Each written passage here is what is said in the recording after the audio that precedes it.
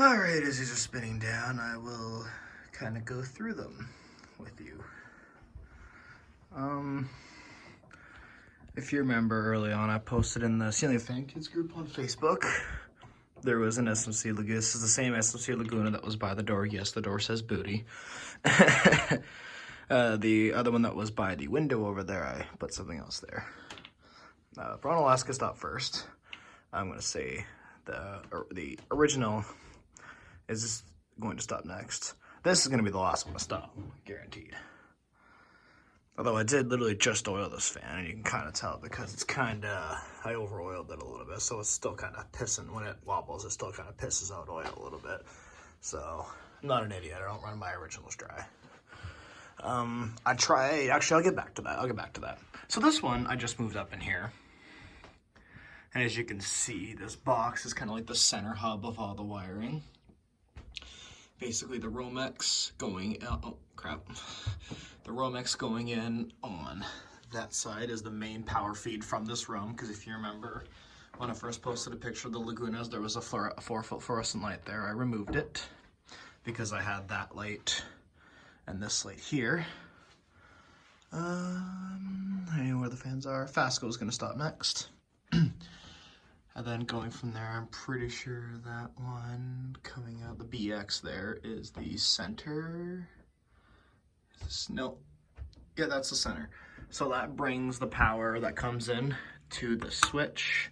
Top one does the lights, which I believe is, yeah, it's this one because it goes up to this light here.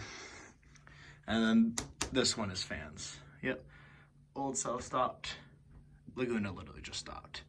So so basically everything starts and then goes, and that fan BX goes into the box there. And then this starts the circuit. So from the Laguna, I have running down here to the 38-inch Old South. Now, if you remember the original pictures I posted of this room in progress, sorry, you'll have to forgive me. I just had my wisdom teeth out yesterday and I'm a little hyped up on painkillers making this video. I'm not gonna lie to you guys. The Promo Deluxe was here, hung down a little too low. So I decided this is so much cooler.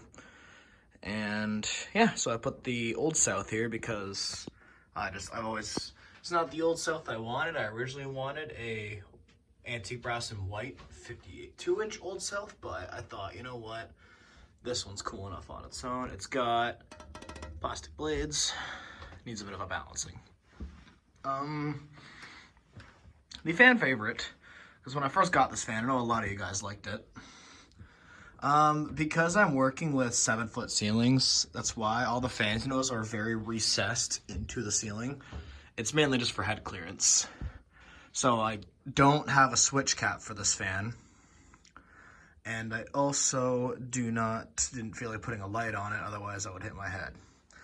Now, although this is a favorite, I do have to say this has got to be the the fan I have. This thing buzzes probably the most. Like, I don't know what it is. I don't know if it's the mounting or what, but it is a noisy fan. But I mean, like, those beautiful, I don't know what that finish is. Like I said, I call them honey oak. I don't know if that's accurate. It honestly just looks like honey oak. You know, that makes any sense? If you understand. The cane's in perfect condition. This fan, like the blades on this fan are literally in pristine condition. Like there's not a thing wrong with these blades. Finish is in alright condition. One thing I hate about this fan is the fact that they have all this wiring crammed in this tiny little switch gap. But yes, I think I know why because the way this works is, you know, if you know the amount of down rod, it's like a cotter pin and then like a little clip. It's just two of those holding the motor to the bracket, and if I move it around, the rubber is very, very hard. I don't know how well you're gonna be able to see that tag up in there. That's the tag for it. Finish is in alright condition. Especially the brackets here. Everything's in pretty good shape. Now, I'm not a huge fan of the dual cane installer, and now that we're getting to the original, oh, hold up, there we are. This fan is also in very good condition. terms of like the brass is in excellent condition on this fan. There we go. Yeah, the blades are a little scratched. But other than the blades, like this fan is very, and like, you know, it's typical to have some scuffing here. That might have been from when I got it, for all I know. This is my Robbins and Myers original. Here, there you go. I'll let you read the tag. I believe Christian Chandler said that this is from 1979.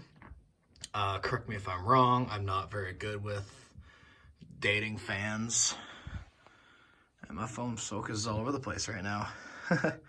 I don't know if this will stay for two reasons. I did want a 52-inch fan in here, but my original plan was to kind of center it in the room. But then I wanted a testing space. Now, I put it here on this, in this specific spot, because I remember I used to test fans. If you guys remember way back a couple years ago in the group, I tested my Banville Seville. I screwed it about here and it cleared the wall just fine. That was a 52-inch fan. So I figure this is plenty of clearance. And I centered it so that it's equal distance from the wall as it is that blade. So if I did keep this here, it honestly just hangs too low for my taste. I wish it went up higher, or if I had a low profile original, I'd put that here. But I don't know if I'm gonna put another 52-inch here because this is the blade clearance I'm working with, and I really didn't want that. Because it causes this one to like kind of do that really fast when it's on high. Thankfully I don't run them on high very often, but... And then I really wanted to put a J-hook fan in here, so don't mind the exceptional ghetto wiring. The only downside to doing it this way is my wiring, it needed to be in a box of some kind. And I was avoiding screwing. I did not want to screw into my subfloor. That's a no-go. That's why on the original, I have a 2x4 fastened to the joists, and then I have the original mounting bracket screwed directly to that the wood member. I don't have it. This is not being held by the box. The box is just there for the wires. The fan itself is screwed directly into the wood with number 10 screws are about this long. So that it would only go into the subfloor about that much because it's a 2x4. So I wasn't too worried about that. I hung it in the corner just because I figured this looked too empty. And I have it right over my portable fans. Come on, focus. And yeah, I didn't use the control it came with. This is the, turn this to off. This is the 3-speed control that I originally had in my garage, wired it to my Silverline. I do have the original control. Here it is. Right here. This is the control that came with the Goldline. It's one of these style, but it does work. It's just, see, when I tested this fan in the garage, it wasn't all that noisy. But then I brought it in here where it's, it's indoors, it's a lot quieter. So it had a lot more of a buzz to it. I'm sorry about my camera, dudes. Anyways, here, I'll go up to the sticker. Would you read that? There's no other stickers on the canopies. And because I had them out this way, that's why you hear it's the canopy hitting the box, but I put some electrical tape on the box to kind of stop the paint from getting scratched. If I do get a different 36-inch industrial, I don't know what I'll do. This fan was way too cool to leave in a box, in my opinion. But yeah, so that's where I've been, and that's just what I've been up to recently, is I was doing this, the fan room project.